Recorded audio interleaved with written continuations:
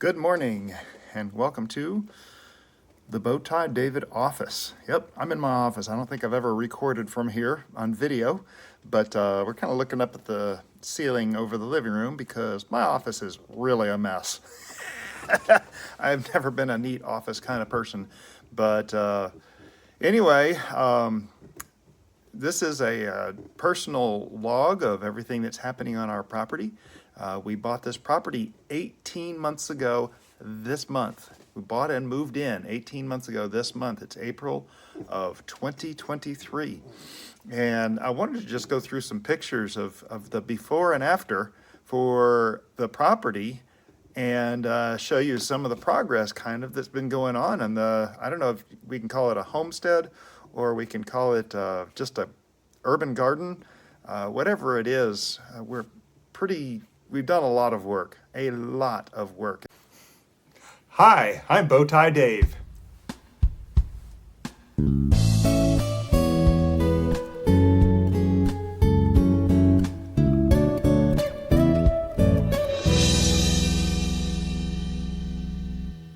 And so I'm going to go through eight before and after photos and show you what it looked like when we moved in and what it looks like now. And hopefully this won't take too very long, but it's so exciting because, you know, we looked for a blank slate.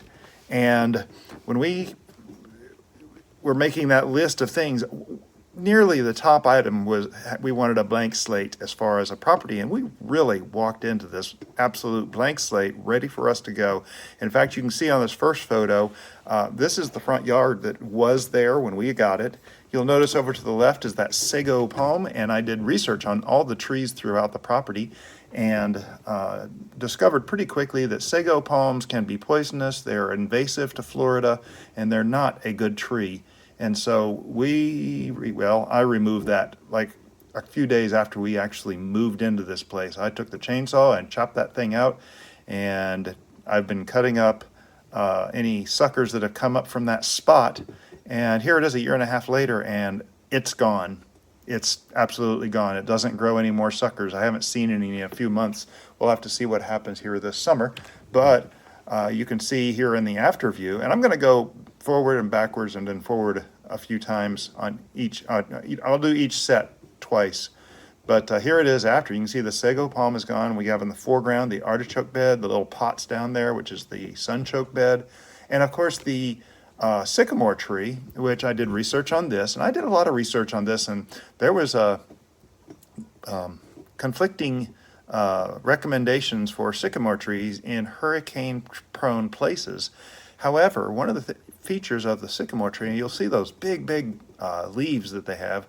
Well, they let go of those leaves first. So when it's being blown by a hurricane, those leaves are not the sail that some trees leaves are, and it will actually release the leaves and save itself. And it also has an amazing root system that covers the whole front yard. There is not a square foot of this yard that I have dug that I did not find roots from that tree. Now, another thing that you'll see here, and I'm going to go back one more time here, look over the house on the left there. Over in the backyard, you see the big, huge tree that's back there over the sago palm, and it's gone. We just got rid of that a few months ago, and that brought a lot more light into the yard.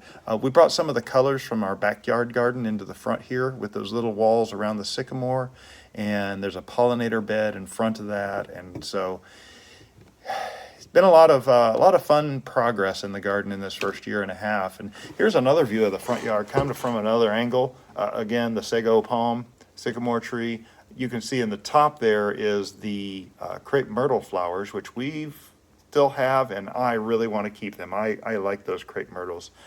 But yeah, so the hedge is still there, and here we are again, sycamore tree, sago palm gone, and we've started our tier garden over here to the right. So we've got the top two done. We have bricks for everything else, and the grass is a little long up here. It's looking a little rough, but I am starting a dichondra yard, and I've really been studying dichondra.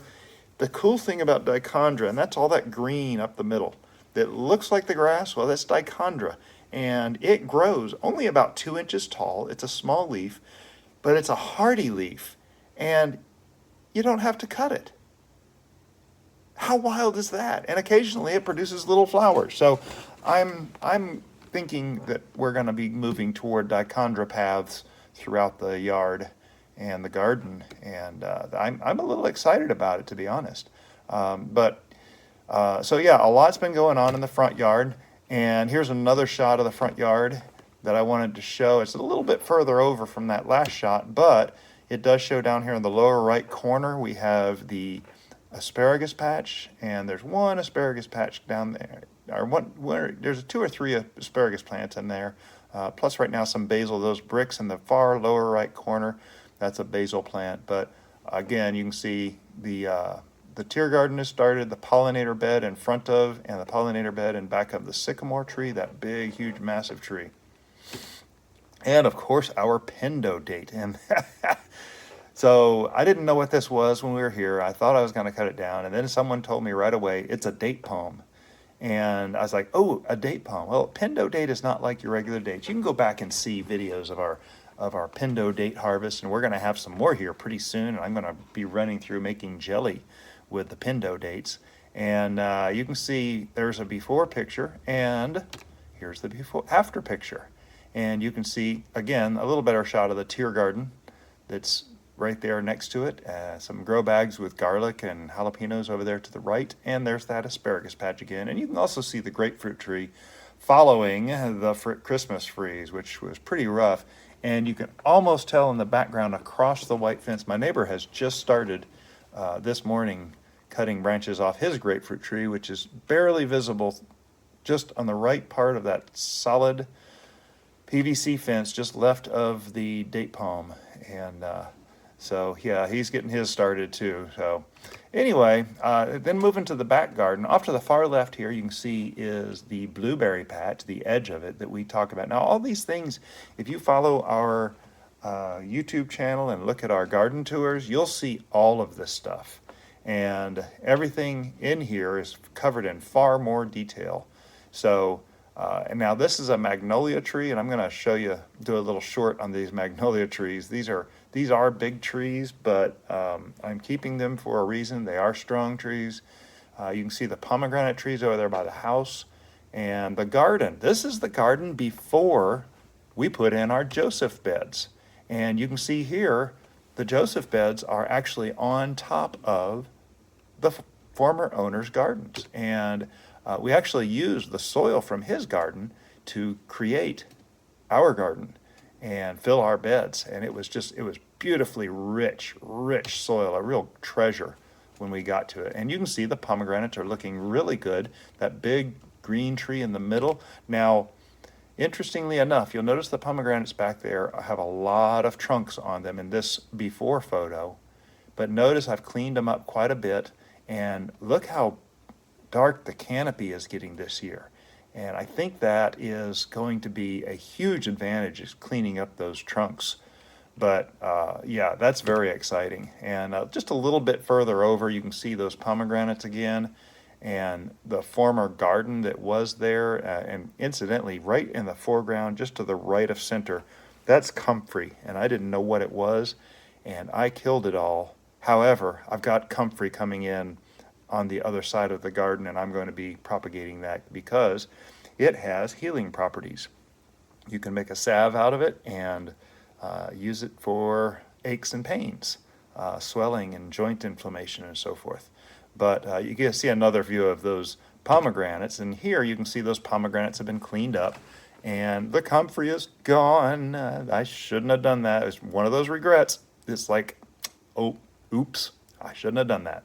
So anyway, and you can see our little fountain off to the left there that hopefully is going to be growing flowing nasturtium, trailing nasturtium and all. But now this is a look straight from the back of the property, looking at the Florida room. And you can see the garden here. That bird bath is actually in the front yard now. Oh, no, that's another bird bath. Where is this bird? Oh, this is that bird bath to the right. That's disassembled was actually now the bee feeder, and the bees get to drink water and bathe in that now over by the bee box, which is nowhere in this, but you can follow the garden tours and you can see all the aloe and everything else. Behind the aloe on the far left, you see turmeric, those large leaves on the far left, and then above those large leaves in the foreground, in the background, you can see some lacinato kale, which is like dino kale, and not like, which is dino kale.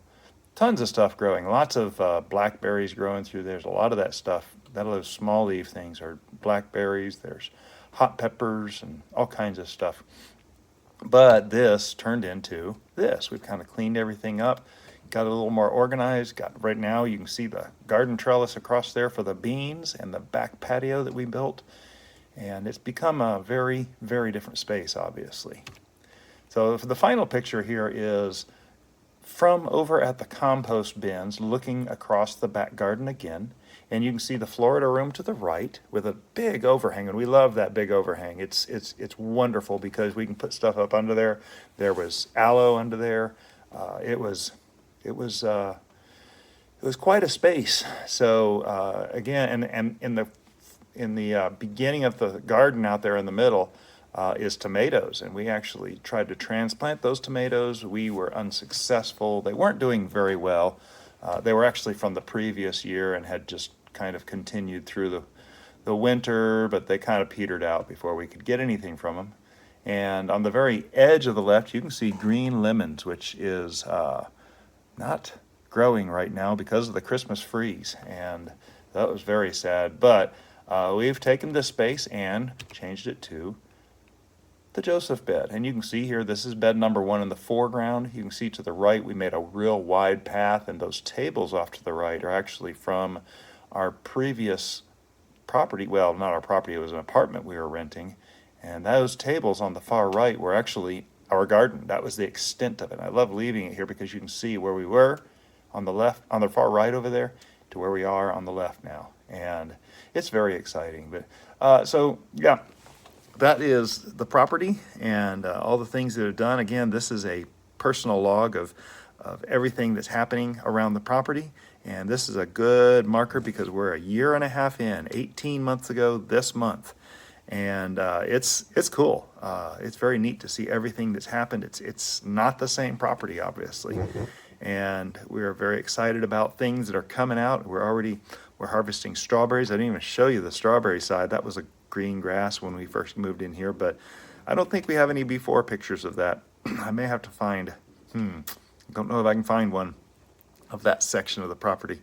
But anyway, we're harvesting strawberries right now. We're harvesting, we just did the scapes from garlic. And so stay tuned. Please subscribe to Bowtie Life if you're just stumbling along here and finding our channel.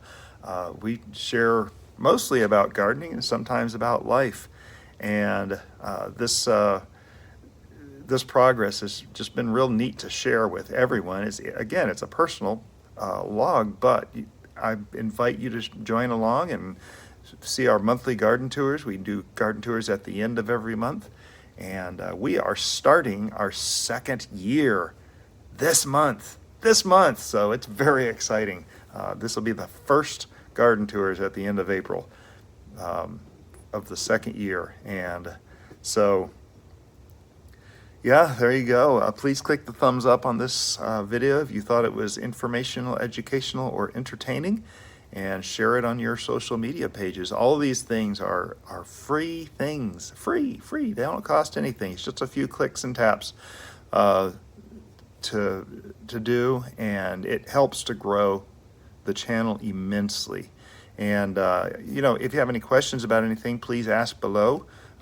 We do have lots and lots of videos out. By the time this comes out, we're going to be somewhere around 175 videos, and our membership is our subscribership is growing, and you're invited to join along. So all that being said, have a blessed day.